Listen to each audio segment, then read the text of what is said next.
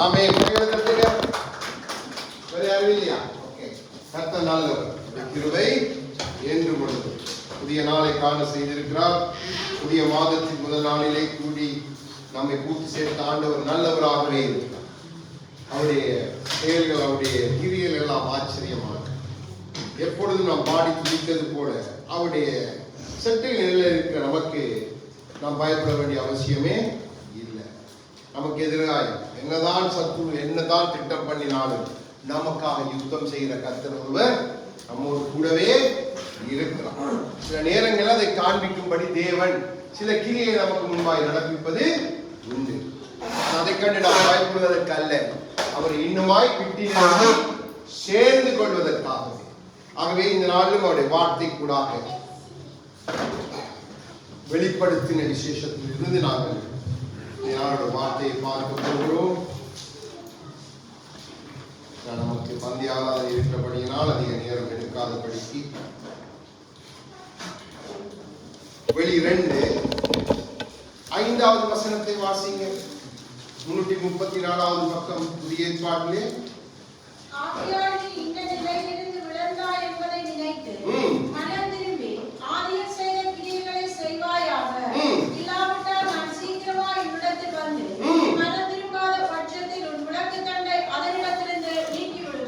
அப்படி முதலாவது வசனத்தை வாசிங்க சிஸ்டர். எபேசு சபையின் தூதனுக்கு நீ எழுத வேண்டியது என்னவெனில், 7 நட்சத்திரங்களை தம்முடைய வலது கரத்தில் ஏந்திக் கொண்டு 7 பொன் குத்துவிளக்குகளின் மத்தியிலே உலாவிக் கொண்டிருக்கிறவர் சொல்லுகிறதாவது. ஆமென், ஆமென். இந்த வார்த்தை நம்மோடு பேசுவதாக. இந்த வார்த்தையிலே இருந்து தேவன் நம்மோடு எண்ணத்தை பேச விரும்புகிறார் என்றால், கடைசி காலத்திலே யோவானை அந்த முடிவின், அதாவது புதிய வானம் புதிய தொடக்கம் அந்த முடிவு வரைக்கும் எடுத்து சென்றார் ஆண்டவர். மைய பகுதியில வைத்து தேவன் பேசவில்லை. எல்லாம் சம்பவிக்க வேண்டிய எல்லா காரியங்களையும் முடித்து அதன் முடிவிலே யோவானை கொண்டு போய் நிறுத்தித்தான் தேவன் சபைகளுக்கு, அதாவது 7 காலங்கள், சபைகளுடைய 7 காலங்களை இந்த 7 சபைகளும் குறிக்கிறது. அப்போ இந்த 7 காலங்களுக்குள்ள நாம் இருக்கிறோம், நம்முடைய சபையும் இருக்கிறது, தேவ பிள்ளைகளும் இருக்கிறோம். அப்போ இந்த 7 காலங்களில், அதாவது இந்த கடைசி காலத்திலே அந்த பரிபூர்ணத்திலே தேவன் நிறுத்தி முதலாவது அவர் தம்மை அடையாளப்படுத்தி அவர் சொல்லுகிறார், நான் உலாவி பொன் குத்து விளக்குகளின் மத்தியிலே உலாவுகிறவரும் நட்சத்திரங்களை கரங்களிலே உடையவருமாய் இருக்கிறேன் என்று தம்மை குறித்து ஒரு அறிமுகத்தை தேவன் கொடுக்கிறார். அதுவும் ஒரு எபேசு சபைக்கு. எபேசு சபை நாம் பின்னாலே பார்க்க போகிறோம். எபேசு சபைக்கு அவர் எழுதின நிருபம் தான் எபேசியருக்கு எழுதின நிருபம். எபேசிலே நம்முடைய பவுல் மூப்பராயிருந்து அங்கே ஊழியம் செய்தது உண்டு. பின்பாக எபேசிலே யோவான் இருந்தார், எபேசிலே தீமோத்தேயு இருந்தார். இப்படி நல்ல ஊழியக்காரர்களை எல்லாம் நிறுத்தின அந்த எபேசு சபையை குறித்து தான் பின்னாளிலே யோவானுக்கு அதை வெளிப்படுத்தின பொழுது தேவன் சொன்ன ஒரு காரியம், ஆகையால் நீ இந்த நிலைமையிலிருந்து விழுந்தாய் என்பதை நினைத்து மனம் திரும்பி ஆதியில் செய்த கிரியைகளை செய்வாயாக. இப்போ அதை சொல்லிவிட்டு ஆண்டவர் சொல்லுகிறார், இல்லாவிட்டால் நீ அதை செய்யாத பட்சத்துல நான் என்ன செய்ய போகிறேன், உன்னிடத்துல நான் வருவேன். நான் வருவேன், நான் சீக்கிரமா உன்னிடத்துல வருவேன். சபையே, நான் சீக்கிரமா உங்களிடத்துல வரப்போறேன்.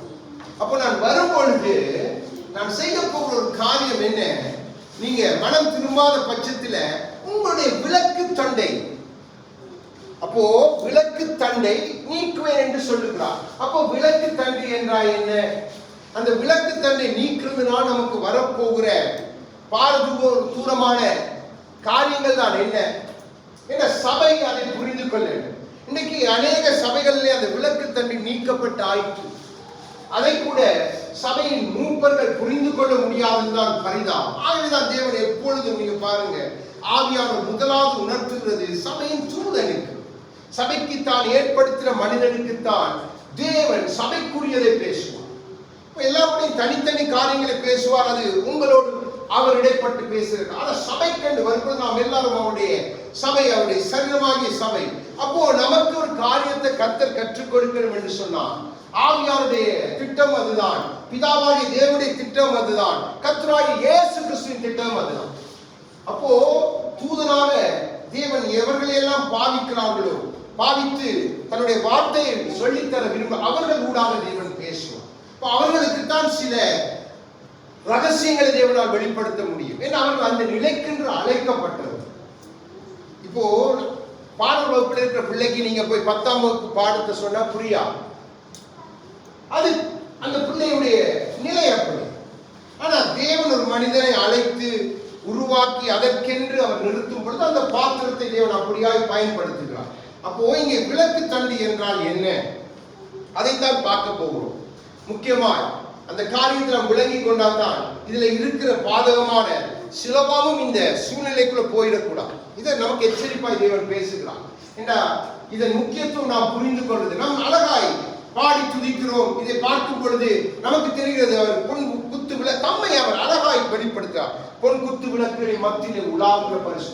அப்போ முதலாவது இந்த பொன் குத்து விளக்கு எதற்கு எந்த காலத்திலே தேவன் கொடுத்தது என்று சொன்னால் நியாய பிரமாணத்தின் காலத்திலே மாதிரியாய் தேவன் கொடுத்தது. அது நிழல், அது நிஜம் அல்ல. அது நிஜத்துக்கு அடையாளமாக அது நிழலாய் கொடுக்கிறார். அதை நம்ம பார்க்கும் பொழுது நமக்கு தெரியும். யாத்ராகமம் 25 எடுங்க. யாத்ராகமம் பழைய ஏற்பாட்டிலே அங்கிருந்து பார்த்து வருவோம். மோசே இடத்துலதான் தேவன் முதலாவது இந்த காரியத்தை சொல்லுகிறார். 25வது அதிகாரம் 31வது வசனத்தை வாசிங்க. 102வது பக்கம் பழைய ஏற்பாடு. பசும்பொன்னினால் ஒரு குத்து விளக்கை உண்டாக்குவாயாக. அது பொன்னினால் அடிப்பு வேலியாய் செய்யப்பட வேண்டும். அதன் தண்டும் கிளைகளும் மொக்குகளும் பழங்களும் பூக்களும் பொன்னினால் செய்யப்பட வேண்டும். ஆமென். அப்படியே 32 வரைக்கும் வாசிங்க. 6 கிளைகள் அதன் பக்கங்களில் விட வேண்டும். குத்து விளக்கின் 3 கிளைகள் அதன் ஒரு பக்கத்திலும், குத்து விளக்கின் 3 கிளைகள் அதன் மறுபக்கத்திலும் விட வேண்டும். ஆமென். 40 வாசிங்க. அப்படியே மலையிலே உனக்கு காண்பிக்கப்பட்ட மாதிரியின்படியே அவைகளை செய்ய எச்சரிக்கையாயிரு. ஆமென். அப்போ தேவன் நியாயப்பிரமாணமோட வார்த்தையை கொடுக்கும் பொழுது தம் ஜனங்களுக்கு அதற்கு அடையாளமாக இங்க ஒரு காரியத்தை அவருடைய மனதிலே இருந்த திட்டத்தை அங்கே மோசேக்கு வெளிப்படுத்தி காண்பிக்கிறார். ஒரு குத்து விளக்கை உண்டு பண்ணி அதன் 6 கிளைகள் நடுவில் ஒரு தண்டு, அந்த தண்டில் ஒரு கிளை, மொத்தம் 7 கிளைகள் இருக்கும். அதுதான் இந்த புதிய ஏற்பாட்டு நாட்களில் இந்த 7 சபைகள். அப்போ இந்த மூண்டை நடுவிலே இருந்து தாங்குகிற விளக்கு தண்டு தான் மிக முக்கியமானது. அப்ப அந்த விளக்கு தண்டுக்குள்ளே இருக்கிற ரகசியம் தான் நாம் அறிந்து கொள்ள வேண்டிய. ஆண்டவர் சொல்லுகிறார், நான் விளக்கு தண்டை நீக்குவேன். அந்த விளங்கி கொள்ளுங்க. சபையை நான் மூட சொல்றேன் அப்படியே ஆண்டவர் சொல்ல இல்லை. ஆனா இங்க தேவன் சொன்ன ஒரு காரியம், விளக்கு தண்டை நான் நீக்க போகிறேன். அப்போ தேவன் பேசி பேசி பார்த்து நாம் கீழ்ப்படியாத பட்சத்துல நமக்கு ஒரு பெரிய ஆபத்து காத்திருக்கிறது. சபைக்கு ஒரு பெரிய ஆபத்து காத்திருக்கிறது. அதை சபை புரிந்து கொள்றது இல்லை. ஆகவேதான் இன்னைக்கு சபைகளுக்கு நமக்கு தெரிந்த பிரகாரமாய் பல காரியங்களை சத்துரு கட்டவிழ்த்து விட்டிருக்கிறான் என்று சொன்னா இந்த முக்கியத்துவம் தெரியல. கடைசியில தேவன் இதை ஏன் யோவானை கொண்டு நமக்கு எழுதி வைத்திருக்கிறார். அப்போ இதெல்லாம் இனி சம்பவிக்க போகிற சம்பவங்களும் தேவன் அதை நிறைவேற்றி முடிப்பார். ஆகவே தேவன் ஒரு காரியத்தை சொல்லிட்டார், அதில அவர் உண்மை உள்ளது. அவர் மாறுகிறவர் அல்ல. நீங்கள் அதை ஒரு நாளும் மறக்க கூடாது. சபை அதை மறந்து எந்த கிரியையும் செய்யக்கூடாது.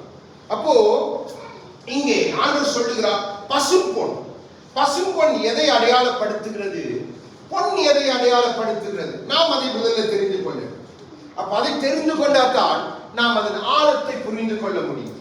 அப்போ நீதிமொழிகள் 3வது அதிகாரம் 13 14 எடுத்து வாசிங்க.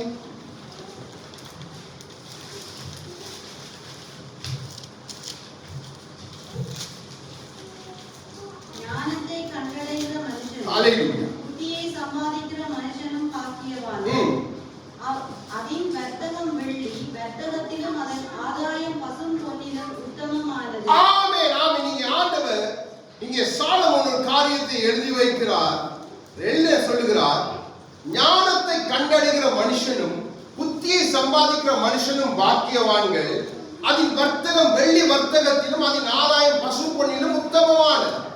அப்போ அவர் சொல்லுகிறார், பசும்பொன் எதை அடையாளப்படுத்துகிறது என்றால் அவருடைய பரிசுத்தத்தை அடையாளப்படுத்துகிறது முதலாவது. அடுத்தது அந்த பொன் எதை அடையாளப்படுத்துகிறது என்று சொன்னா அவருடைய நீதியை அடையாளப்படுத்து. ஏன்னா அந்த பொன் அடிப்பிக்கப்பட்ட பொண்ணா இருக்கணும். பசும் பொன் பரிசுத்தம் அடிக்கப்பட்டதான் நீதி விளங்கும். ஆகவேதான் கர்த்தராகிய இயேசு கிறிஸ்து அடிக்கப்பட்டார். நம்முடைய அநீதி எல்லாத்தையும் தாங்கி அவர் நீதி செய்யும்படியாக அடிக்கப்பட்டார். அப்போ அதான் அடித்து பசும் பொன்னினால் அதை உருவாக்கி அதை பொன்னினால் அடித்து அதை நீ என்ன செய்யணும்? மூடி அந்த விளக்கு எனக்காக ஆயத்தப்படுத்தும் மோசே என்று சொன்னவர். அப்போ நம்ம ஆதியாகமத்துல 15:6 நீங்க பாத்தீங்கன்னா நீதி என்ன? ஆபிரகாம் கர்த்தரை விசுவாசித்தான், அது அவனுக்கு நீதியா எண்ணப்பட்டதை பவுலும் எழுதுகிறார் ரோமர். பின்பாக இன்னொரு நீதி ரோமர் 8:4 10 எடுத்து வாசிங்க, நம்ம தெரிந்து கொள்ளும்படியா. அப்பதான் உங்களுக்கு அதுல விளக்கம் வரும்.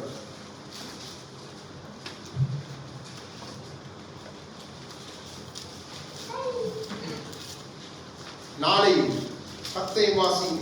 மாம்சத்தின்படி நடவாமல் ஆவியின்படி நடக்கிற நம்மளுக்கு நியாயப்பிரமாணத்தின் நீதி நிறைவேறும்படிக்கு அப்படி செய்தார். ஆமென். மத்து மேலும் கிறிஸ்து உங்களில் இருந்தால் சரீரமானது பாவத்தின் நிமித்தம் மரித்ததாயும் ஆவியானது நீதி நிமித்தம் ஜீவனுள்ளதாயும் இருக்கும். ஆமென். அப்போ நியாயப்பிரமாணத்திலே கொடுத்தது அது மாமிசத்தை நாம் சரிப்படுத்தி பரிசுத்தமாய் காத்துக்கொள்ள என்று கொடுத்த அந்த நீதியை செய்ய முடியாதபடியினால்தான் தேவன் அந்த மாமிசத்தின்படி அங்கே சொல்லுகிற அந்த நீதியை அவர் நிறைவேற்றினார். தம்முடைய மாமிசத்தை நிறைவேற்றிட்டு இப்ப சொல்லுகிறார் ஆவியிலே நடவுங்க. அப்போ அவருடைய நீதி என்ன? அவர் மேல நாம் வைக்கிற அந்த விசுவாசியினிடத்திலே பேதுரும் அதை குறித்து சொல்லுகிறார். அப்போ இந்த விளக்கு தண்டு அந்த பசும்பொன் பரிசுத்தத்தை அடையாளப்படுத்துகிறது. அப்ப சபை பரிசுத்தத்துக்கு அடையாளம். சபையானது பரிசுத்தத்தை அடையாளப்படுத்த வேண்டியது அவசியமே. அடுத்தது சபையானது தேவனுடைய நீதியை சொல்லுகிறதா இருக்கு. நன்றாக விளங்கிக் கொள்ளுங்க. இந்த பரிசுத்தமும் நீதியும் இல்லாமல் தேவனை ஒருவன் தரிசிக்க முடியாது. என்ன? நீதியின் மேல் பசிதாகம் உள்ளவர்கள் பாக்கியவான். நன்றாக விளங்கிக் கொள்ளுங்க. இருதயத்தில் சுத்தம் உள்ளவர்கள் பார்க்க. அப்போ தேவன் எதிர்பார்க்கிற பரிசுத்தம் சபையிலிருந்து வரணும், அவருடைய நீதி வரணும். என்ன விளக்கு அடையாளப்படுத்துகிற காரியம் நாம் பின்பாய் காண்பித்துக் கொடுக்கும். அப்போ அந்த விளக்கு தண்டு நடு மையத்துல அந்த விளக்கு தண்டா இருக்கிறது தேவன் கர்த்தராகிய இயேசு கிறிஸ்து. எப்படி எடுங்க 1 கொரிந்தியர் 31 எடுத்து வாசிங்க. அவரே தேவனால் நமக்கு ஞானமும் நீதியும் பரிசுத்தமும் மீட்புமானார். அல்லேலூயா. ஞானம். அப்போ விளக்கு தண்டை கர்த்தர் கை வைப்பேர் என்று சொன்னார். தேவன் தம்முடைய அனாதி அவருடைய தீர்மானத்தின் ஞானங்கள் சபையோட வெளிப்படணும் என்றுதான் கிறிஸ்து தான் விளக்கு தண்டு. கிறிஸ்துக்குள்ளதான் அந்த ஞானமும் இருக்கு, அந்த பரிசுத்தம் இருக்கு, அந்த நீதியும் இருக்கு. அப்போ சபையை தாங்குகிற பரிசுத்த கர்த்தராகிய இயேசு கிறிஸ்து நாம் அறிந்திருக்கிற பிரகாரம் இதே அடையாளப்படுத்தப்படித்தான் அந்த விளக்கு தண்டு. அந்த விளக்கு தண்டிலே அவர்கள் அங்கே 3 காரியங்கள், அங்கே பழங்கள் மொக்குகள் இன்னுமாய் பூ என்று சொல்லப்பட்டிருக்கிறது. அந்த வாதுமை என்று சொல்லப்படும். வாதுமை என்று சொன்னா நாம் சாப்பிடுகிற அந்த பாதாம் தான் வாதுமை. பாதாம் எப்படியா? முதலாவது ஒரு மொட்டு வரும். அதான் இங்கே மொட்டுக்கள். அந்த திருப்பி அதை எடுங்க, நான் உங்களுக்கு திருப்பி நீங்க விளங்கும்படியாக அதே யாத்திராகமம் 25 நம்ம வாசித்த அந்த பகுதியை எடுங்க மீண்டும் அவரை விளங்கப்படுத்துறதுக்காக. 31வது 102ஆம் பக்கம்.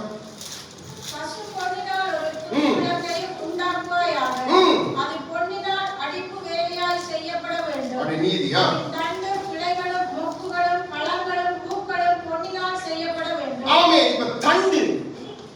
தண்டு பசும்பொன் அவருடைய பரிசுத்தத்தில் நீதி நிறைந்த நம்முடைய கர்த்தராகிய இயேசு கிறிஸ்து தான்.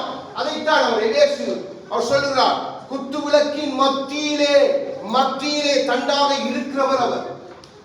அப்போ அந்த தண்டு தான் 7 சபைகளை தாங்குகிறவர் அவர். தலைக்கு அவர் சபைக்கு தலையாய் இருக்கிறார் என்று வேதம் நமக்கு பவுல் ஆங்காங்கே பல இடங்களில் எழுதி வைக்கிறார். அப்போ இந்த விளக்கு தண்டு கிறிஸ்து. அப்போ இந்த விளக்கு தண்டை நீக்குவேன் என்று சொன்னா இந்த கிறிஸ்துக்குள்ளே எதையெல்லாம் தேவன் அடையாளப்படுத்தினார் நமக்கு மீட்பு, ஞானம், பரிசுத்தம், அவருடைய நீதி. அப்போ இங்க பாருங்க, இதுல இந்த 3 காரியங்கள் சொல்லப்பட்டிருக்குது. மொக்குகளும் பழங்களும் பூக்கள். நம்முடைய ஆவி, ஆத்மா, சரீரத்தை அடையாளப்படுத்துகிற காரியம்தான் இந்த 3 காரியங்கள்.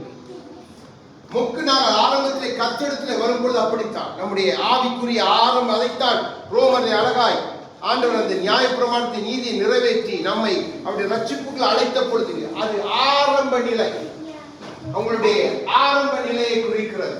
அந்த ஆரம்ப நிலை அப்படியே நிற்கக்கூடாது, அடுத்த கட்டத்துக்கு அது போகணும். அது எப்படி மாறணும்? பூவாக மாறணும். அந்த பூக்குள்ள இருந்துதான் அந்த பழம், அந்த கொட்டை வரும். அதைத்தான் இன்றைக்கு பாதாம், அது நம்முடைய இதயத்துக்கு நல்ல பல காரியங்களை சொல்கிறார்கள். அந்த பாதாமுடைய நல்ல சக்தி இருக்குது. அப்போ இதுதான் அங்கே வாதுமை என்பது நன்றாக தெரிஞ்சு, நீங்க அன்றாடம் சாப்பிடுகிற அந்த பாதாம், அதைத்தான் வாதுமை, அதுதான் அலமன் என்று சொல்லுவாங்க. அதுதான் வாதுமை, அதான் வாதுமை கொட்டை. அப்போ நம்முடைய நிலைமை, ஆண்டவர் ஆவிக்குரிய நிலைமை எப்படி வரணும்? ஒரு சபையுடைய நிலைமைண்டா, நீ ஆரம்பத்திலே இருக்கக்கூடாது, நீ அடுத்த கட்ட, அதான் சொன்னார் யாக்கோபு, பூத்து குலுங்கி காய்த்து. அப்போ நீங்க அந்த நிலைக்கு வரணும். அப்போ உங்களுடைய பரிமாணங்கள் மாறி வரணும் என்பதை அடையாளப்படுத்தத்தான் அந்த விளக்கிலே அந்த 6 கிளைகளிலும் அதை 3 3ஆக வைத்தவர். நடுவில் மாத்திரம் நீங்க பார்த்தீங்கன்னா 4 மொக்குகள் வைக்க 4 நிலைகள். அந்த 4 நிலைகளும் கர்த்தராய் இயேசு கிறிஸ்துவுடைய 4 தன்மைகளை குறிக்கிறது. நான் உங்களுக்கு கற்றுக் கொடுத்திருக்கிறேன். அந்த 4 தன்மைக்குள்ளதான் பவுல் அதை அழகா எழுதுகிறாருடைய ஞானம். அப்போ இந்த விளக்கு தண்டை நீக்கும் பொழுது அதுக்குள்ள இருக்கிற ஞானம் நாம் பார்க்கணும். அந்த விளக்கு தண்டின் மேல் அவருடைய அந்த விசுவாசம், அவருடைய பரிசுத்தம், அவருடைய நீதி, இப்படிப்பட்ட காரியங்கள் அடங்கினதுதான் கர்த்தராகிய இயேசு. பவுல் சொல்கிறார், அவருக்குள்ள ஒரு விசுவாசத்தை தொடங்கி முடியுங்க. அவரே நமக்கு ஞானமும் மீட்புமாய் இருக்கிறார். ஆகவேதான் சாலமோன் அறிந்தோ அறியாமல் ஆவினால் அது எல்லா வர்த்தகத்தை காட்டிலும் அந்த வர்த்தகம், அந்த ஞானம் எல்லாவற்றை காட்டிலும் அந்த ஞானம் பசு பொன்னாகிய கிறிஸ்து, அந்த பொன்னால் அடிக்கப்பட்டு நீதி செலுத்தின கிறிஸ்து, அவருக்குள் கொடுக்கப்பட்ட ஞானம் தான் அந்த விளக்கு தண்டுக்குள்ள இருக்கிறது. அப்போ தேவன் நம்முடைய சபையிலே ஒரு விளக்கு தண்டாக இருந்து நம் நடுவிலே நம்மை தாங்கிக் கொண்டிருக்கிறார்.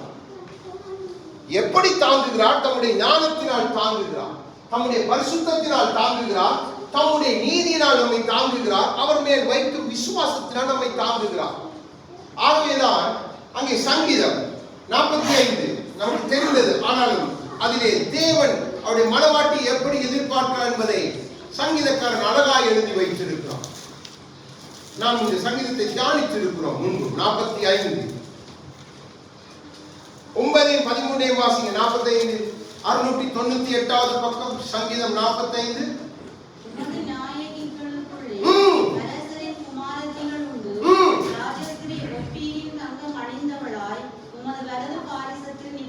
ஆமென். யார் இந்த ராஜஸ்திரீ? அது என்ன? அந்த ஒப்ரீம் தரம், அதுதான் பசு பொன். அந்த பசு பொன், அந்த பரிசுத்தமாகிய, அதைத்தான் அங்கே அதை அடையாளப்படுத்து. பரிசுத்தத்தினால் நிறைந்தவர் சபை மணவாட்டி தான். அங்கே மணவாளுடைய வலது பாரிசத்திலே நிற்க முடியும். அடுத்த 13 வாசிங்க. ராஜகுமாரத்தி பூரண மகிமை உள்ளவள், அவள் உடை பொற்சரிகையாய் இருக்கிறது. ஆமென். உடை பொற்சரிகை. இதற்கு வெளி 19 எடுத்து பார்த்தீங்கன்னு சொன்னா பரிசுத்தவான்களின் நீதி என்று குறிக்கப்பட்டிருக்கிறது. அதுதான் அந்த பொற்சரிகை. அப்போ தேவன் இந்த சபைக்குள்ளே நமக்குள்ளே அவர் இருந்து அவர் நம்மை தாங்கிக் கொண்டிருக்கிற நோக்கம் என்ன? அவருடைய நீதி வெளிப்படணும், அவருடைய பரிசுத்தம் நம்மளை வெளிப்படணும், அவருடைய விசுவாசம் நம்மிலிருந்து வெளிப்படணும், அவருடைய ஞானம் நம்மிலிருந்து வெளிப்படணும். பல ஆதார வசனங்கள் உண்டு, எல்லாவற்றையும் உங்களுக்கு காண்பிக்க தேவையில்லை. நீங்கள் அறிந்திருக்கிறீர்கள், சபையுடைய அனந்த ஞானம் வெளிப்படும் என்பது தேவனுடைய நோக்கம். இந்த தேவன் ஒரு உவமையுடைய இதை அழகாய் நமக்கு சொல்லித் தர போகிறார். அப்போ இப்போ சகரியா தீர்க்கதரிசிக்கு தேவன் காண்பித்த காரியத்தை பார்த்துவிட்டு பின்பாய் நாம் புதிய ஏற்பாட்டுக்குள்ளே வருவோம். சகரியா 4வது அதிகாரம். இந்த பொன் குத்து விளக்கை குறித்த ஒரு விளக்கத்தை தேவன் சகரியாவுக்கு கற்றுக் கொடுக்கிறார். 12 வாசிங்க. மறுபடியும் நான் அவரை நோக்கி, 2 பொற்குழாய்களை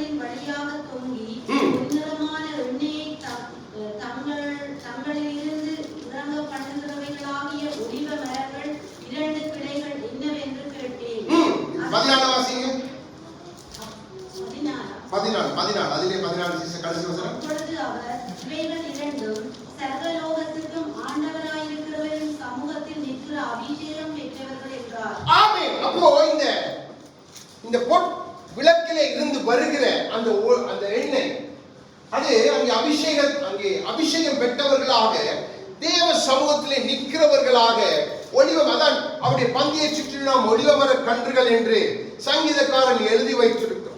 அவருடைய ஆலயத்திலே நாட்டப்பட்ட ஒலிவமரங்கள், அவருடைய பந்தியை சுற்றிலும் நம்மை சுற்றி நாட்டப்பட்ட ஒலிவமர கன்றுகள் என்று சொல்லி நம்மை அடையாளப்படுத்துகிறார். ஒலிவமரம், சபை ஒலிவமரத்தை போன்றது, நல்ல ஒலிவமரமாய் இருக்கணும்.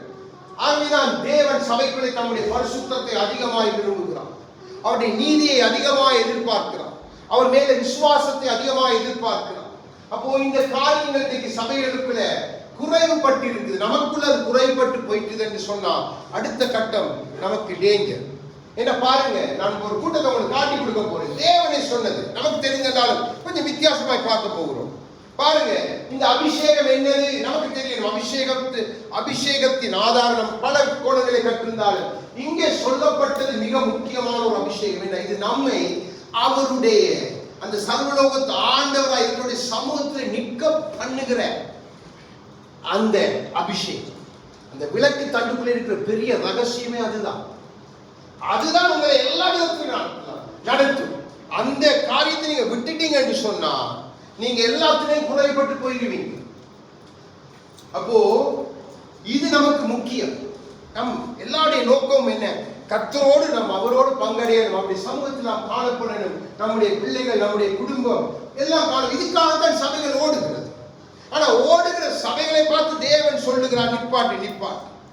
இப்போ நான் ஒரு காரியத்தை சொல்லிக் கொடுக்க விரும்புகிறேன்.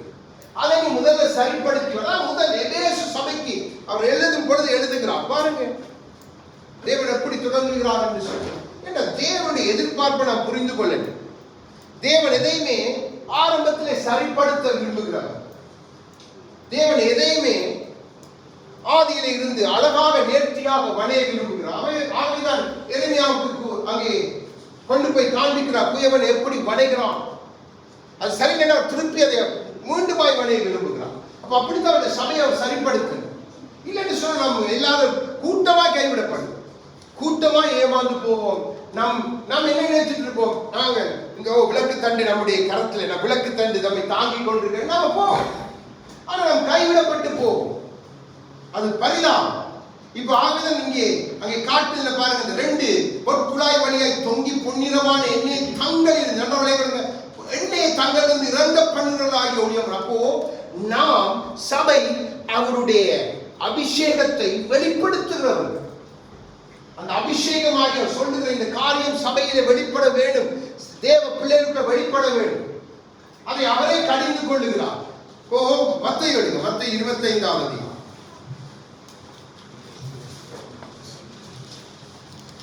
இவ்வளவு முக்கியமான காரியத்தை நாம் விட்டுட்டு நாம் பரலோகத்துக்குள்ள போக முடியாது. அதான் அந்த விளக்கு தண்டின் ரகசியத்தை நாம் புரிந்து கொள்ள வேண்டும்.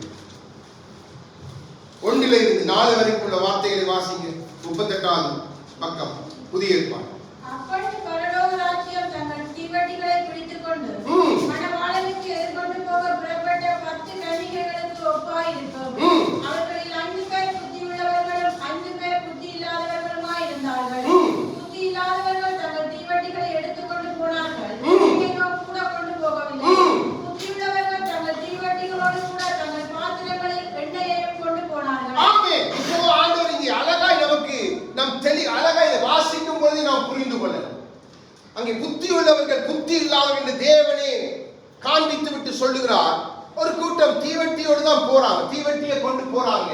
தேவ வசனத்திலும் சில காரியங்களும் தங்களை பிடித்துக் கொண்டு போறாங்க. ஆனா அதை முடிவு பரியந்தம் சரியாக்கி தேவனோடு இணையத்தக்க அந்த எண்ணத்தை விட்டுட்டாங்க, புத்திய. அப்போ ஞானம், அந்த விளக்கு தண்டு கிறிஸ்து, அந்த ஞானத்தை ஆண்டவர் எடுத்துடுவார். சபையிலிருந்து தேவ ஞானத்தை எடுத்துட்டார் என்று சொன்னார். ஆகவேதான் சபையிற்கு நீங்க பாருங்க, இந்த பைத்தியார் கூத்திரம் நடக்குதுண்டா சபைக்குள்ள அந்த விளக்கு தண்டு எடுக்கப்பட்டாய் நமக்கு அழகாய் தெரியும். இல்லைன்னு சொன்னா அந்த விளக்கு தண்டாகிய கிறிஸ்து அந்த மையத்துல இருந்தாருன்னா சபையை எச்சரித்துக் கொண்டே இருப்பான். அவருடைய ஞானம் தொடர்ந்து பேசிக்கொண்டே இருக்கும். சபைக்குள்ள சினிமா பாட்டு வராது, சபைக்குள்ள கூத்து வராது. சபை பரிசுத்தமாய் இருக்கும். சபை தங்களை மற்றவர்களுக்கு உதவுகிறவர்களாய், மற்றவர்களை அழைத்து வருகிற அவருடைய ஸ்தானமாய் காணப்படும். சபையில தோற்றமே மாறி. அதான் ஆதியில நான் என்னத்தை சொன்னேன்? ஆதியில அப்போஸ்தலருக்கு நான் என்னத்தை கற்றுக் கொடுத்தேன்? அப்போஸ்தலருடைய நடபடிகள், அவருடைய அஸ்திவாரம் என்ன, அதை கொஞ்சம் பார். அதை நான் அன்பினால் ஸ்திரப்படுத்தி என்னுடைய ஞானத்தை ஆகவேதான் அங்கே பல இடத்தில் அவருடைய இருந்தவர்களை ஞானம் உள்ளவர்கள் என்று வேதனை எழுதி வைக்க. இங்கே ஆண்டவரே அந்த உவமையை சொல்லி நமக்கு விளங்கப்படுத்துகிறார். புத்தி இல்லாதவர்கள் தங்கள் தீவட்டிகளை எடுத்துக்கொண்டு போனார்கள். என்னை தங்கள் ஞானத்தை விட்டுட்டு போயிட்டான். அவங்க ஞானத்தோட போயிருந்தாங்க. புத்தியுள்ளவர்கள் போல அவங்களுக்கு தெரியும், எண்ணெயும் நாங்க காத்துக்கொண்டு போகணும். அப்பதான் இந்த தீவட்டியை நம்ம பத்த வைத்துக் கொண்டே இருக்கலாம். மணவாளன் எப்ப வருவார் நமக்கு தெரியாது, நம்ம போயிடும். அப்போ அந்த தீவட்டி எடுக்கப்பட்டபடினால், அந்த விளக்கு தண்டு எடுக்கப்பட்டபடினால் ஒரு கூட்டம். அப்போ இன்னைக்கு சபையை நீங்க 7 காலத்துக்கு சபையில கிட்டத்தட்ட 4 சபை போகுமா, 3 சபை போகுமா நமக்கு தெரியும். இந்த ஆண்டவரை சொல்ற வெகு சிலரே விளக்கு தண்டு நீக்கப்பட்ட சபைகள். அந்த ஞானமாகிய விளக்கு தண்டு கிறிஸ்து தன்னை விளக்கிக் கொள்ளும். அப்போ அவர் விலகிட்டா ஆவியானவர் விலகிடுவோம். அவர் விலகிட்டா அப்படி அன்பு குறைஞ்சு போகும். அவர் விலகிட்டா அந்த விசுவாசம் போயிடும். அவர் விலகிட்டா பரிசுத்தம் போயிடும்.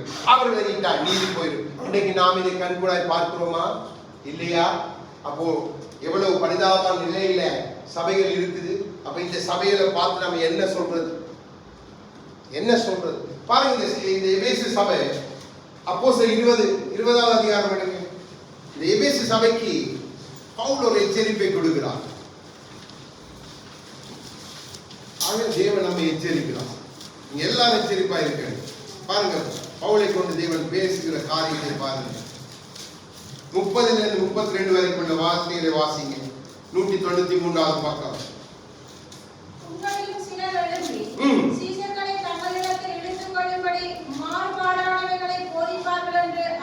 ஆமென். இப்ப பவுல் முதலாவது சொல்லுகிற எச்சரிக்கை எங்க?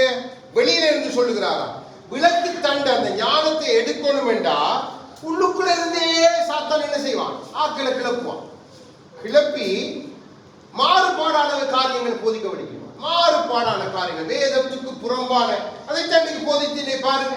ஒரு குரூப் போய் தனியே நின்று தங்களை எல்லாரும் காட்டிலும் பரிசுத்தவான்கள் என்று, நீதிமான்கள் என்று, மற்றவன் எல்லாம் ஒன்றும் தெரியாதவங்க, எங்களுக்கு நாங்க தான் வேதத்தை எழுதினவர்கள், நாங்க தான் வேதத்தின் ஆதாரம், நாங்கள் தான் தூண்கள் என்ற மாதிரி கதைக்கிற அநேக போதர்கள் நம்முடைய கண்கள் பார்க்கிறது. பாருங்க, பவுலுக்காக நம்ம கர்த்தரை ஸ்தோத்திரிக்கிற பவுலை கொண்டு நம்ம எச்சரிக்கிறார். அப்போ சிலவாமை கர்த்தரை எச்சரிக்கிறார். நீங்க இந்த இடத்துல இருந்து பல இடங்களுக்கு போகலாம். நீங்க வேலை செய்யற இடங்களை பல காரியங்கள் உங்களை நோக்கி வரலாம். இல்ல பலதரப்பட்ட காரியங்களை நீங்க யூடியூப்ல பார்க்கலாம். அது உங்களை கிறிஸ்தவர்கள் என்ற அடையாளத்துல தான் அதெல்லாம் நம்ம பார்க்கிறோம். வேற எந்த அடையாளத்திலுமே. அப்போ அது நம்மை வழி விலகி போக பண்ணுகிற காரியமா இருக்கும். ஆகவேதான் நீங்க எச்சரிப்பா இருக்கணும். அப்போ இந்த எச்சரிப்பை நீங்க எப்படி காத்துக்கொள்ள வேண்டாம்? அந்த விளக்கு தண்ணி ஞானம் எப்பொழுதும் உங்களுக்குள்ள எரிந்து பிரகாசித்துக் கொண்டே இருக்கு. அடுத்தது வாசிங்க. ஆனபடியால் நான் 3 வருஷ காலமாய் இரவும் பகலும் கண்ணீரோடு இடைவிடாமல் அவனவனுக்கு புத்தி சொல்லிக் கொண்டு வந்ததை நினைத்து விழித்திருங்கள். ஆமென். இதைத்தான் கர்த்தராகிய இயேசு கிறிஸ்து சொன்னார். விழித்திருங்கள், என்னை நினைவு கூறுங்கள், நான் செய்தவர்களை நினைவு கூறுங்க, என்னில விழித்திருங்க. இதே காரியத்தை இந்த எபேசு சபைக்கு தேவன் பின்னாளிலே எச்சரிக்க போகிறார் என்பதற்கு முன்பாக ஆவியானவர் பவுல் என்கிற தம்முடைய தாசனை கொண்டவனுடைய ஆரம்ப நாட்களிலே எபேசு சபையை 3 வருடம் அவனை நடத்த பண்ணி அவன் எச்சரிக்கிறான். இந்த சபைக்கு தான் சொல்றான், விளக்கு தண்டு கவனம், இந்த விளக்கு தண்டாக என்ன காத்துக்கொள், நான் கொடுத்த ஞானத்தை காத்துக்கொள். அதை எடுத்துட்டேன். அதுக்கு காரணம் எப்படி அமைப்பது? நான் தான். அதைத்தான் சத்துருக்கு வேணும். அந்த விளக்கு தண்டங்களை விட்டு நீக்கிட்டா அந்த 6 கிளைகள் நிற்க முடியாது. எதுவே நிற்கும்? அந்த தண்டுல தான் நிற்குது. அந்த ஒத்த தண்டுல தான் அந்த 7 நிற்குது. அப்ப ஒன்றை எடுத்துட்டா அந்த அப்படி 6 சிதறி போகும். இதுதான் சாத்தானுக்கு வேணும். இதைத்தான் இன்னைக்கு சபைகள்ல அழகாய் செய்கிறான். ஆனா தேவன் பார்க்கிறார், தன்னை விட்டு தன் ஜனங்கள் விலகக்கூடாது. ஆகவேதான் நமக்கு அழகாய் கற்றுக் கொடுக்க. தொடர்ந்து வாசிங்க. இப்பொழுதும் சகோதரரே, நீங்கள் பக்தி விருத்தி அடையவும் பரிசுத்தமாக்கப்பட்ட அனைவருக்குள்ளும் உங்களுக்கு சுதந்திரத்தை கொடுக்கவும் வல்லவராயிருக்கிற தேவனுக்கும் அவருடைய திருவருள வசனத்துக்கும் உங்களை ஒப்புக்கொள்கிறேன். ஆமென், ஆமென். அந்த விளக்கு தண்டு நம்முடைய வசனமாகிய கிறிஸ்து, ஞானம் அவருடைய வசனத்துக்குள்ளே இருக்கிறது, விசுவாசம் அவருடைய வசனத்துக்குள்ளே இருக்கிறது, பரிசுத்தம் அவருடைய வசனத்துக்குள்ளே இருக்கிறது, அவருடைய நீதி அவருடைய வசனத்துக்குள்ளே இருக்கிற வசனம் தான் கிறிஸ்து, கிறிஸ்து தான் வசனம். ஆகையால் ஆவியானவர் ஊடாக பவுல் சொல்லுகிற அந்த கிருபையுள்ள வசனமாகிய கிறிஸ்து உங்களோட இருக்கணும். ஆவியில நீங்க இணைந்து இருக்கணும். அந்த தண்டை விட்டு நீங்க நீங்கவே கூடாது. நீக்கிட்டார் என்று சொன்னான். அதை நீக்கிற மாதிரி கிரியைகள் உங்களுக்குள்ள வரக்கூடாது. நான் பயப்படுகிறேன். எச்சரிப்பு. தேவன் நம்முடைய நிலையை அறிந்திருக்கிறார். ஏண்டா இலகுவாய் வழிவிலகி பண்ணதுக்கு பல காரியங்கள், பல விதமான அற்புதங்கள், பல விதமான அடையாளங்கள், விசுவாசித்து அவரை உறுதியாய் பற்றி கொண்டவர்களும் அவரை விட்டு வழிவிலகி போகத்தக்கதற்கு ஏற்ப காரியங்களை நடத்துகிறான் சத்ரு இந்த நாட்கள். அதுதான் பரிகாரம். 30 வருஷம், 25 வருஷம், 20 வருஷம் எல்லாம் விசுவாசத்திலே, ஜெபத்திலும் உறுதியிலும் தரித்திருந்த எத்தனையோ பேர், எத்தனையோ பேர் இப்போ அவங்களோட நீங்க பேசி பாருங்க, அப்படிப்பட்டவரோட கதைத்து பாருங்க, வருகிற வார்த்தைகள் அவிசுவாசம், வருகிற வார்த்தைகள் கர்த்தருக்கு விரோதமான வார்த்தை, ஞானம் இல்லாதவர் போல பேசுவாங்க, உலகத்தையே சார்ந்து பேசுவாங்க. இதுதான் அந்த ஞானத்தை நம்ம காத்துக்கொள்ளணும். தான் தேவன் நம்மை பார்த்து சொல்லுகிறார், அதை மட்டும் நீ விட்டுறார். அதுதான் நம்முடைய சபைக்கு, நம்முடைய காலங்களுக்கு உறுதி அவருடைய ஞானம். அதுதான் எல்லாவற்றை காட்டிலும் ஞானத்தை குறித்து நீங்க 8ஆம் அதிகாரத்துக்கு வாசி பாருங்க. அந்த ஞானத்தை கிறிஸ்துவோடு ஒப்பிட்டு அங்கே ஆவியானவர் எழுதி வைத்திருக்கிறோம். வீட்டை போய் முழு அதிகாரம் நீங்க வாசி பார்க்கலாம். ஞானம் கூப்பிடுறது இல்லையோ, சந்திரன் கூப்பிடுற பின்பாய் அவரின் வாசல்ல விழித்திருந்து பல காரியங்களை சொல்லுவோம்.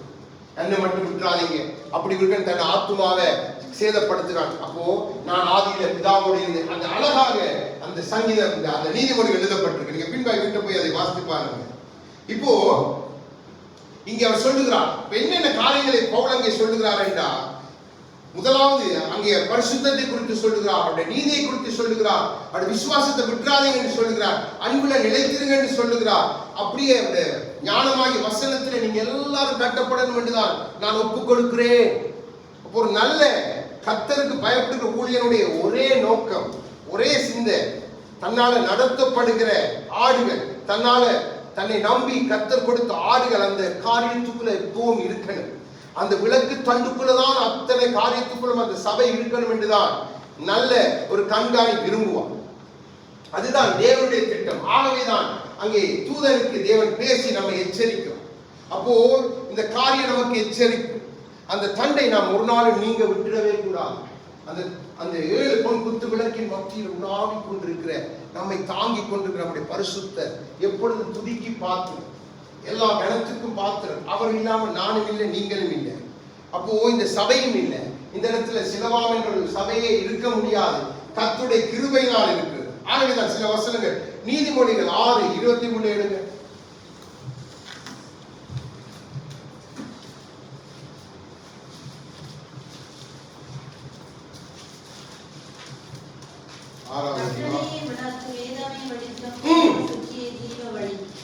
எல்லாம் எடுத்துட்டீங்களா? திருப்பி வாசிங்க சிஸ்டர். கட்டளையே விளக்கு, வேதமே வெளிச்சம், போதக சிருஷ்டியே ஜீவ வழி. ஆமென். என்னவா விளக்கு? அந்த தண்டு கட்டளை அவர் கொடுத்த அவருடைய வசனம், அவருடைய வார்த்தை, அவருடைய ஞானம். இதுதான். இதை நீங்க விட்டுட்டீங்க, அதை நீக்க நீங்க ஒரு நாள் விட கொடுக்க. அப்போ வசனம் வரும் பொழுது நீங்க அந்த வசனத்தை ஏற்றுக்கொண்டு அதை கொண்டு போய் நீங்க படுக்கிறதுக்கு முன்பா அதுல எந்த வசனம் உங்களை உடைச்சதோ, எந்த வசனம் உங்களை உருவாக்குச்சோ, எந்த வசனம் உங்களை குத்திச்சதோ அந்த வசனத்துக்கு நேராக நீங்க ஒப்பு கொடுத்த ஆண்டவர்கிட்ட அதற்கு நேராக அர்ப்பணித்த, ஆண்டவரே இன்றைக்கு இந்த வசனம் என்னோடு இடைப்பட்டுச்சு, இந்த வசனம் என்னோடு பேசினது, இந்த வசனம் என்னை குத்திச்சு, இந்த வசனம் என்னை சரிப்படுத்து என்று சொல்லி நீங்க ஒப்பு கொடுத்து நீங்க ஜெபம் பண்ணிட்டு படுத்தீங்க என்று சொன்னா உங்களுடைய நித்திரை இன்பமாயிருக்கும், உங்களுடைய நினைவுகள் பரிசுத்தமாயிருக்கும், உங்களுடைய இருதயம் உங்கள் நீதி நிமித்தம் கலிகூறும். அப்போ நாம் பாடி துதித்தது போல அவருடைய சமூகம் நமக்கு எப்பொழுதுமே ஆனந்த இன்பமாயிருக்கும். ஆகவேதான் ஒரு நாள் என்ன நீங்க அதை தள்ளிவிடும் பொழுது நீங்க கர்த்தராகிய அந்த விளக்கு தண்டாகிய இயேசு கிறிஸ்துவை நீங்க தள்ளிட்டீங்க. அவருக்குதான் சகலம் ஞானம். அதைத்தான் பவுல் சொல்லுகிறார். அதை நீங்க விட்டுட்டீங்க என்று சொன்னா ஆண்டவர் சொல்லுகிறார், சபைக்கு எச்சரிக்கிறார், நான் விளைகிறேன், நான் இந்த ஞானத்தை விளக்கிடுவேன். நான் போயிட்டேன்னு சொன்னா உனக்குள்ள இதெல்லாம் போயிட்டு நீ நிற்க முடியாது, உன்னை அடிச்சு. அதைத்தான் பவுலாக அங்கே அப்போஸ்தலர் அந்த அதிகாரத்தில் தேவன் எழுதி வைக்கிறார். ஓநாய்கள் வந்து அவனை சிதறடிச்சு பீறி போடு. அந்த அந்த காரியம் நம்முடைய சபைக்குள்ள வரக்கூடாது. அந்த காரியம் நம்முடைய சபைக்குள்ள வரக்கூடாது. 119வது சங்கீதம் 130வது வசனத்தை எடுத்து வாசிங்க.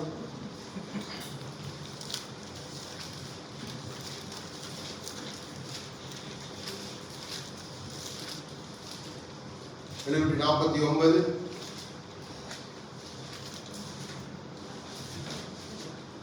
பழைய ஏற்பாடு 749வது பக்கம் 130வது வசனம் 119வது சங்கீதம். வாசிங்க. வசனத்தின் பிரசித்தம் வெளிச்சம் தந்து பேதைகளை உணர்வுள்ளவர்களாக்கும். ஆமென். என்னவா? அவருடைய வசனத்தின் பிரசித்தம் நமக்கு வெளிச்சம் தந்து, அதாவது ஞானத்தை தந்து, நம்முடைய முட்டாள்தனத்தில் இருந்து, நம்முடைய அடிமைத்தனத்தில் இருந்து, நம்முடைய புரியாத தனத்தில் இருந்தெல்லாம் நம்ம எப்படி ஆக்குகிறதா அவருடைய அந்த வசனத்தின் நம்மை உணர்வுள்ளவர்களாய் நம்மை ஞானவான்களாய் மாற்றுகிறது. பாருங்க சகோதரன் வழிநடத்தும் சொல்ல உலகத்தின் ஞானவான்கள் உண்டு, உலகத்தில் அப்படி உண்டு. ஆனா அவருடைய அதே அதிகாரத்தில் சொல்ல அவருடைய ஞானம் எல்லாவற்றையும் அவமாக்கி பைத்தியமாக்கும்படியாய் நம்மை தெரிந்து கொண்டார் என்றால் ஞானமாகி கிறிஸ்து நம்மை எப்படி பண்ணுகிறார்? பிரகாசிக்க. ஆகவேதான் அவர் வரும் பொழுது யோவான் சொல்லுகிறார், யாவரையும் பிரகாசிக்க பண்ணுகிற மெய்யான வெளிச்சம். வெளிச்சம் எப்படி வெளிச்சம் உண்டாயினால் வார்த்தையின்படி வெளிச்சம் உண்டாய். இந்த வெளிச்சம் உண்டானபடியினால் அவருடைய வார்த்தை ஆண்டவர் சொல்கிறார், நான் வானங்களை என்னுடைய ஞானத்தினால் விரித்தேன், பூமியை என்னுடைய ஞானத்தினாலே விஸ்தாரமாக்கினேன். அப்போ ஞானம் புத்தி அவர் அழகாய் சொல்லுகிறார் ஆண்டவர். அப்போ தேவன் தம்முடைய ஞானமாகிய அந்த விளக்கு தண்டாகிய அந்த கிறிஸ்துவை நாம் இழந்து போகிறார். அதை விளக்குவன் என்றால் டேஞ்சர். என்ன பாருங்க, ஞானம் இல்லாட்டி நம்ம முட்டாளமாகி, முட்டாள்களுடைய கிரியை நமக்கு நன்றாகவே தெரியும், முட்டாளுடைய காரியம் நமக்கு நன்றாகவே தெரியும். நம்முடைய பேச்சு தாறுமாறாயிருக்கும். என்ன பைத்தியம், முட்டாள் என்ன கிட்ட பைத்தியம் முடிச்சவனுக்கு, பைத்தியம் முடிச்சவனுடைய கிரியை எப்படி இருக்கு நமக்கு நன்றாக தெரியும். அவன் ஒன்று கொண்டு சம்பந்தம் இல்லாம காரியம் செய்வான். அப்ப இந்த நிலைக்கு சபை போயிடக்கூடாது. இந்த நிலைக்கு இன்னைக்கு சபைகள் வந்திருக்கா இல்லையா? நம்ம பார்க்கிறோமா இல்லையா? நமக்கு அந்த அந்த விளக்கு தண்டாகி கிறிஸ்து நம்மளை இருக்கிறபடியா நமக்கு இன்னும் அதை உணர்த்தி கொண்டிருக்கிறாரா? இவன் செய்தது தவறு, இவங்க செய்யறது தவறு, இந்த சபை இப்படிப்பட்ட காரியங்கள் செய்து தவறு, இது எனக்கு பிரியமில்லை, இது எனக்கு இது என்னுடைய ராஜ்யத்துக்குரிய காரியம் இல்லை, இது பிசாசின் ராஜ்யத்துக்குரிய காரியம், இது அவனுடைய பல விதத்தில் நம்மோடு பேசுகிறாரு. எப்படி? அந்த ஞானம் பேசுகிறது. அப்ப அதான் நான் சொல்றேன், அதை விட்டுறாரு, அதை விடக்கூடாது. அப்போ நம்ம ஆதியில செய்த கிரியைகளை செய்யணும். என்ன? நம்முடைய பரிசுத்தத்தை விட்டு கொடுக்க கூடாது, நம்முடைய நீதியை விட்டு கொடுக்க கூடாது, நமக்கு தேவன் கொடுத்த ரட்சிப்பு அந்த விசுவாசத்தை விட்டுடவே கூடாது, தேவன் நமக்கு கொடுத்த அன்பை விடவே கூடாது, இன்னுமாய் தேவன் நமக்கு கொடுத்த அந்த வசனமாகிய ஞானத்தை விட்டுடவே கூடாது. எல்லாத்தையும் நம்ம விட்டுட்டோம் என்று சொன்னா நம் விளக்கு தண்டிலிருந்து நீங்கினோம். விளக்கு தண்டி நீங்க பெற்று நம்முடைய அதுக்கப்புறம் இதுல வந்துருந்து நம்ம கதை தான் சொல்லலாம். 4 சினிமா பாட்டை பாடி இந்த சினிமா பாட்டு தீர்க்க தரிசனம், 4 சினிமா கதையை சொல்லி இந்த சினிமா கதை உங்களோட வாழ்க்கையில தீர்க்க தரிசனம். அங்கே ஒரு சினிமா ஹீரோ வந்து 50 பிள்ளைகளை காப்பாற்றின பொழுது அவர் இப்படி அவரை எல்லாரும் பார்த்து ரட்சகர் என்று சொன்னாங்க. அப்படித்தான் நம்முடைய ரட்சகர் நமக்கு எவ்வளவு ஒரு கீழ்த்தரமான விளக்கம், எவ்வளவு ஒரு கீழ்த்தரமான உதாரணத்தை எடுத்து பிரசங்கம் பண்ணுற அளவுக்கு விளக்கு தண்டி நீங்கிட்டு. அப்ப அவங்க கதை கொஞ்சம் சிரிப்பாங்க, ஹி ஹி ஹின்னுவாங்க, அல்லேலூயான்னுவாங்க. அவன் அடி விசில் அடி, என்ன அவனுக்கு அடுத்தது தெரியாது, அடுத்தது என்னத்தை சொல்லணும் என்று தெரியாது, அந்த தொடர்பு வசனங்களும் அவனுக்கு தெரியாது. அவன் இங்க பண்ணி கொண்டு போயிட்டு எங்கேயோ போய் எதையோ காட்டிட்டு அதோட பாத்தீங்கன்னா கை கட்டி பாட்டு பாட்டு உங்களோட மைண்ட் அப்படியே மாற்றி உங்களை அப்படியே கொண்டு. இதைத்தான் நான் சொல்றேன், இது இருக்கக்கூடாது. நான் என் அப்போஸ்தலர் என்னுடைய சீசர்கள் இருந்து தொடங்கின அந்த ஆதி நாட்கள்ல எப்படியெல்லாம் நான் கற்றுக் கொடுத்தேன், என்னெல்லாம் மலை பிரசங்கத்துல என்னெல்லாம் நான் சொல்லி தந்தேன், இதெல்லாம் இருக்க. இதெல்லாம் என்னுடைய ஞானம் பரத்திலிருந்து நமக்கு கொடுக்கப்பட்ட ஞானம். இந்த ஞானமாகிய அந்த தண்டு நீ விட்டுறவே கூடாது. ஆகவேதான் 4 சுவிசேஷம் அந்த தண்டுல 4 பேர் நான் சொன்னேன். ஆகவேதான் அந்த 4 சுவிசேஷ 4 முகங்கள், கர்த்தருடைய ஒவ்வொரு முகங்கள், மனுஷ முகம், சிங்க முகம், அவருடைய ஒவ்வொரு தன்மைகள் பரிமாணங்களை குறிக்கிறது. அந்த தண்டு அது கிறிஸ்து நம் நடுவிலே உலாவுகிற பரிசுத்தர், சிங்காசனத்தில் வீற்றிருக்கிற அந்த பரிசுத்தரை தான் இன்னைக்கு நம்ம ஆராதிக்க போகிறோம். அவருக்கு தான் நன்றி சொல்ல போறோம். அவரை நம்ம விடவே கூடாது. அவரை நம்ம விட்டுட்டோம் என்று சொன்னா எல்லாம் போயிடும். 2 பேதுரு 1 அதிகாரம் 19வது வசனத்தை பாருங்கள். பிரதான அப்போஸ்தலனாக அழைக்கப்பட்ட பேதுரு ஒரு காரியத்தை தெளிவாய் சொல்லிட்டார். 19 வாசிங்க. 322வது பக்கம் 2 பேதுரு 1 அதிகாரம் 19வது வசனம். அதிக உறுதியான தீர்க்கதரிசன வசனமும் நமக்கு உண்டு. பொழுதுகளுக்கு விடுபடி உங்கள் இருதயங்களில் உதிக்கும் அளவும் இருளுள்ள ஸ்தலங்களில் பிரகாசிக்கிற விளக்கை போல வசனத்தை கவனித்திருப்பது நலமாயிருக்கும். எதை போலவா? விளக்கை போல. விளக்கு தண்டு ஆவேதான் கர்த்தர் ஆகிய இயேசு கிறிஸ்து ரோமேலே சொல்லுகிறார், நீ விளக்கை கொளுத்தி எங்க வைக்கணும்? தண்டுக்கு மேல வைக்கணும். நீ விளக்க கொளுத்தி கீழே வைக்கலாம் தெரியாது. ஒரு ஒரு ஒரு ஒரு பட்டணம், மலை மேல இருக்கிற பட்டணம், அது எல்லா இடத்துக்கும் தன்னுடைய வெளிச்சத்தை கொடுக்கிற மாதிரி தான் என் சபை, என் ஞானம் வெளிப்படும். என் சபை அப்படி இருக்கணும். என் சபையோட பரிசுத்தம் வெளிப்படும், என் நீதி வெளிப்படும். நான் எல்லாவற்றை தாண்டிலும் உயர்ந்தவன், பெரியவன். அப்போ அந்த ஆண்டவர் நம்மை நேசிக்கிறபடியாலதான் இந்த விளக்கு தண்டு ஆகிய தம்மை குறித்து நம்முடைய அதுக்குள்ள இருக்கிற அந்த பரிமாண அந்த ரகசியத்தை நமக்கு கற்றுக் கொடுக்கும். நம்ம சும்மா விளக்கு தண்டை நீக்கிறாங்க. நம்ம ஒரு காரியத்தை வசனத்தை பார்த்து வசனம் போல வசனம் போனாலும் நம்ம பிள்ளை அப்படி நம்ம நினைக்கிறதும் உண்டு. இன்னைக்கு அந்த ஒரு போதர் சொல்கிறார், நாம இயேசுவை வேண்டுமென்றாலும் மறந்துடு. எப்படி சபையில எத்தனை ஆத்மா இப்படி மயக்க பிடிச்சிட்டு ஒரு சினிமா பாட்டை பாடி குதிச்சு ஆடிட்டு சொல்றேன், நாங்கள் வேண்டுமென்றால் இயேசுவை மறந்தடிப்போம், நாங்கள் பவுலையும் கேள்வி கேட்போம்.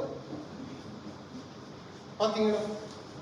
அப்போ இந்த சபை கிறிஸ்துவின் சபையா, கிறிஸ்து அல்லாத அந்த விளக்கு தண்டாகிய கிறிஸ்து நீக்கப்பட்ட சபையா? அப்ப இந்த சபையில சிங்காசனம் போட்டு அமர்ந்திருக்கிறவன் யார்? ஏன்னா அதே இதுல இன்னொரு சபையை ஆண்டு எச்சரிக்கிறார், சாத்தானுடைய சிங்காசனம் நடுவில் இருக்கு.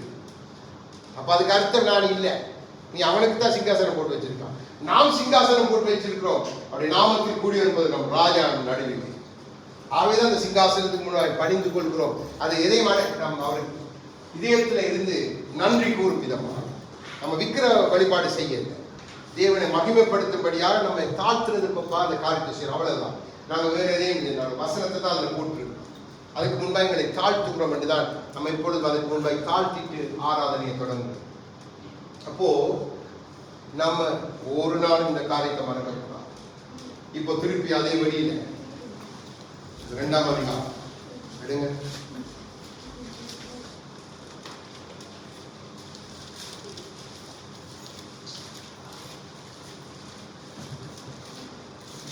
இருபதாவது வசனம் 20 வாசிங்க. 334. என் வலது கரத்தில் நீ கண்ட 7 நட்சத்திரங்களின் ரகசியத்தையும் 7 பொன் குத்துவிளக்குகளின் ரகசியத்தையும் எழுது.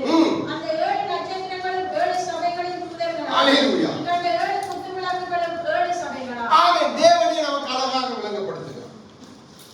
சபையை தாங்குகிறவர் நான், சபையின் தூதனாய் இருக்கிற மனிதனை என் கரத்துல வைக்கிறேன். ரெண்டையும் தேவன். அப்போ இந்த தண்டி நீக்கப்பட்ட அந்த தூதன் இயேசுவிட அவருடைய கரத்துல நான் என் கரத்துல ஒரு காரியத்தை வச்சிருக்கேன், நான் விழுந்துட்டேன்.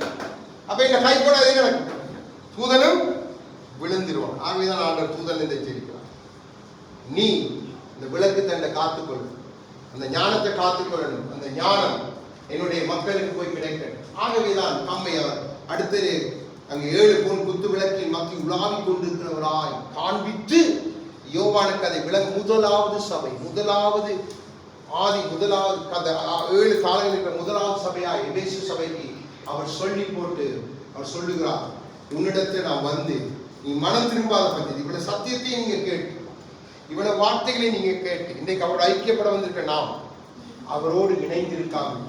அவருடைய வசனத்தின்படி இந்த விளக்கு தண்டில நாம் நிலை நிறுத்தப்படாவிட்டா என்னுடைய வாழ்க்கை உங்களுடைய வாழ்க்கை முடிவில் அந்த புத்தி இல்லாத கன்னிகைகள் போல ஞானத்தை விட்டுட்டு தீவட்டியை மாத்திரம் கொண்டு போனேன்.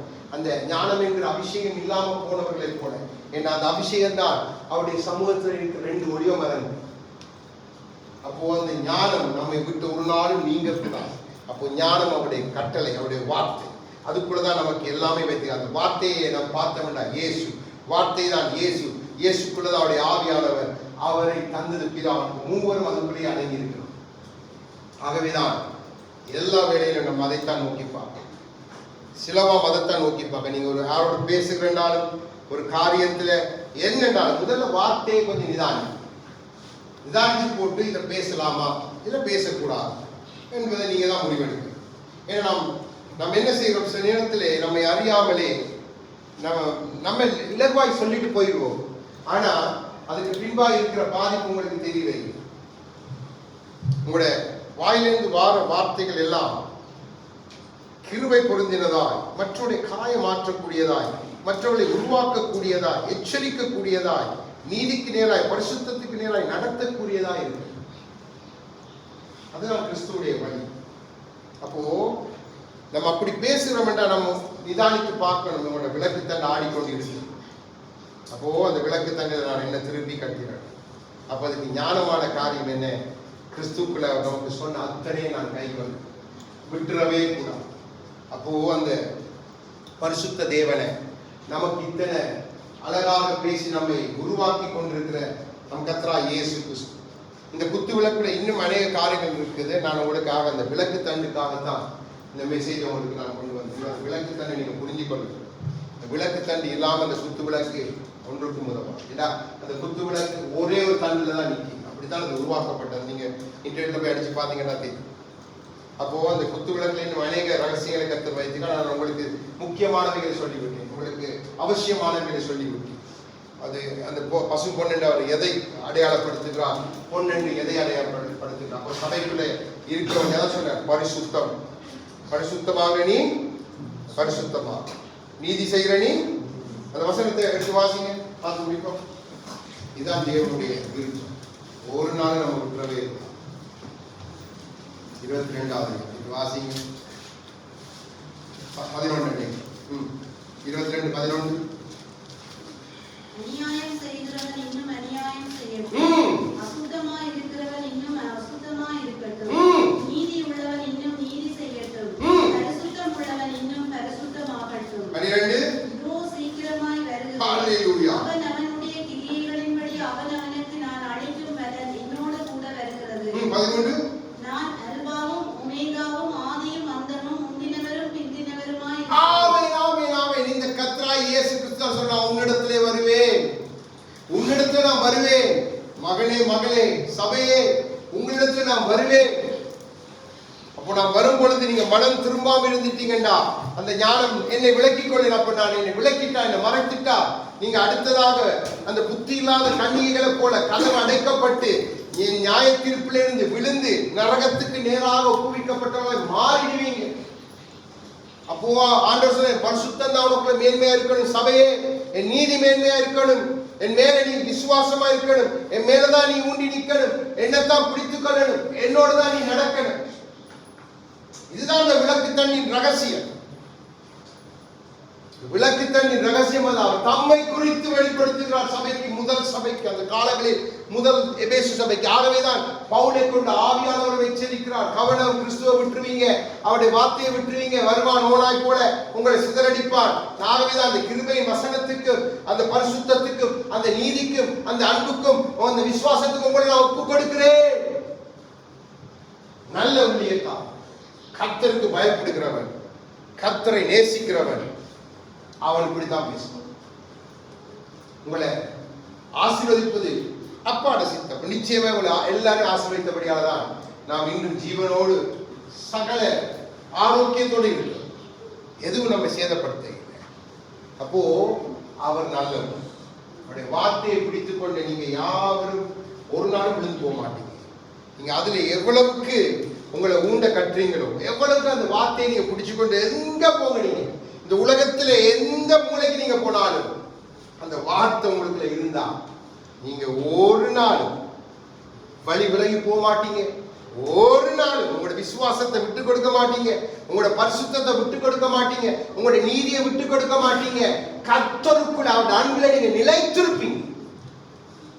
நம்ம போய் அடிக்கப்பட்டு நம்ம போய் காரியங்களை தவறா செய்து வந்துட்டு நம்ம இருந்து நம்மை நிதானித்து பார்க்கும் பொழுது ஆண்டு சொல்லுவா, நீ விளக்கு தண்டை விட்டுட்டு நீ போனா உன்னை சிதறடிப்பா.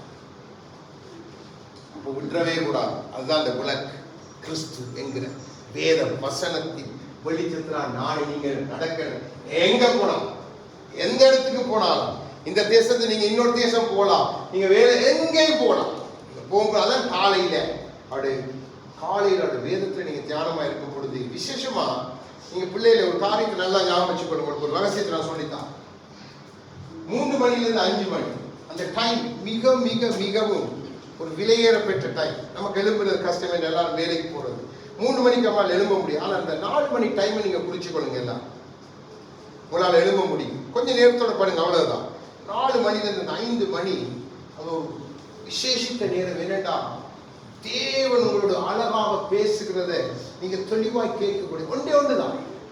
நீங்க போய் ஒரு சமூகத்தை ஒப்பு கொடுத்த ஆட்சி அமர்ந்திருந்து சொன்ன, அப்பா பேசும்.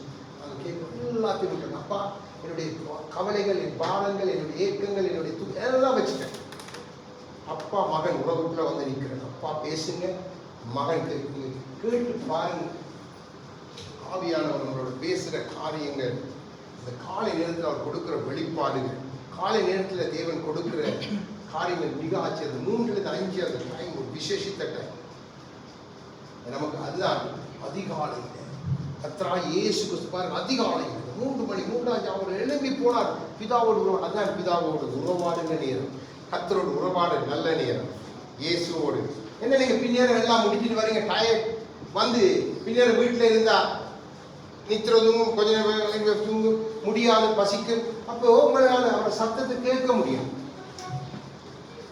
அதனாலதான் அவருடைய சத்தத்தை கேட்கிறவன், அதான் சொன்ன, அதிகாலையில் என்னை தேடுகிறவன் என்னை சிநேகிக்கிறான், நான் அவன் என்னை கண்டடைகிறான். அவர் வந்து பேசும். அழகாய் நீங்க கேட்கிறான், அழகாய் நீங்க அவருடைய சத்தத்தை தெளிவாய் கேட்கலாம். ஒரு தகப்பன் பிள்ளையோட பேசுகிற அந்த அரவணைப்பையும் அந்த அன்பை நீங்க அழகாய் உணரலாம். உங்களுக்கு ஆலோசனை கொடுக்கும். திடீரென வார்த்தை வரும், வார்த்தையை பார்க்கும் பொழுது வார்த்தையை விட தேவன் பேசுவோம். ஆண்டவர் பேசும் பொழுது அந்த வார்த்தையை எடுத்துட்டு நீங்க அதை ஜெபிக்கணும்.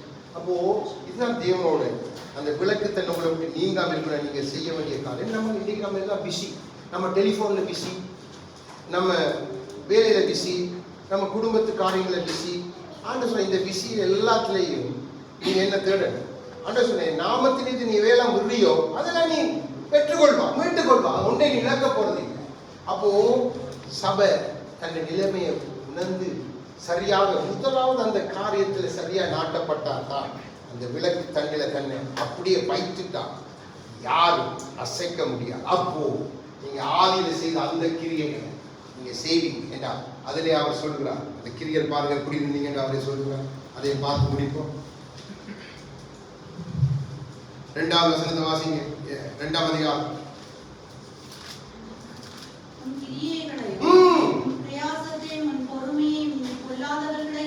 சபிக்க கூடாமல் இருக்கிறதையும் அப்போஸ்தலர் அல்லாதவர்கள் தங்களை அப்போஸ்தலர் என்று சொல்லுகிறதை நீ சோதித்து அவர்களை பொய்யர் என்று கண்டறிந்ததையும் நான் வெறுக்கிற நிக்கோலாய் மதத்தின் கிரியைகளை நீயும் வெறுக்கிறாய், இது உன்னிடத்தில் உண்டு. இப்ப 3 வாசிங்க. நீ சகித்துக் கொண்டிருக்கிறதையும் பொறுமையாய் இருக்கிறதையும் என் நாமத்தின் நிமித்தம் உழைப்படையாமல் பிரயாசப்பட்டதையும் அறிந்திருக்கிறேன். இப்ப 4 வாசிங்க. ஆனால் நீ ஆதியில் கொண்டிருந்த அன்பை விட்டாய் என்று உன் பேரில் எனக்கு குறைவு உண்டு. என்ன ஏன் விட்டா? ஞானம் போயிட்டு நான் போயிட்டேன். என்ன இந்த கிரியெல்லாம் உனக்குள்ள இருந்துச்சுதப்பா. என் அன்பின் நிமித்தம் இதெல்லாம் நீ செய்தா, நீ சகித்துக் கொண்டிருந்தா, பொறுமையா இருந்தா, நீ இப்படிப்பட்ட காரியங்கள் எல்லாம் செய்தா, நீ அப்போஸ்தலர் அல்லாம தங்களை பொய்யெல்லாம் காண்பித்தவர்களுக்கு எதிராக நீ இருந்தா, அவங்களை சகிக்க முடியாம நீ கஷ்டப்பட்டா, இதெல்லாம் உங்களை இருந்துச்சு. உன் ஆதிக்கிறத நான் பார்த்துருக்கேன். ஆனா நீ விட்டுட்டா, இந்த விளக்கு தண்ணி நீக்கப்பட்டுட்டு. ஆகவே என்ன பிரச்சனை? எல்லாம் உனக்குள்ள தாறுமாறா போயிட்டு. அப்பான்னு சொல்ல மனந்திரு எடுத்துலாம். அந்த விளக்கு தானே நான் நீக்கக்கூடாது. அப்ப அதுல திருப்பி ஒன்று அப்படியே கட்டு, அதுல நீ இழைத்திரு. அப்போ இந்த கிரியெல்லாம் நீ இழைத்திரு. அப்போ சிலவா கர்த்தருடைய சபையாகி சிலவா இழைத்திருக்கணும் வேண்டாம். அந்த பரிசுத்த 7 பொன் குத்து விளக்கின் மத்தியில் உலாவுகிற கர்த்தராகிய இயேசு கிறிஸ்துவோடைய ஆவியானவர் பிதாவாகிய தேவன் இந்த ஐக்கியத்தை விட்டு நாம் நீங்கவே கூடாது. இந்த விளக்கு தங்க நாம விட்டுறவே கூடாது. அவருடைய சமூகத்தில் உற்சாகமா எழுந்து அவரை பாடி துதிக்க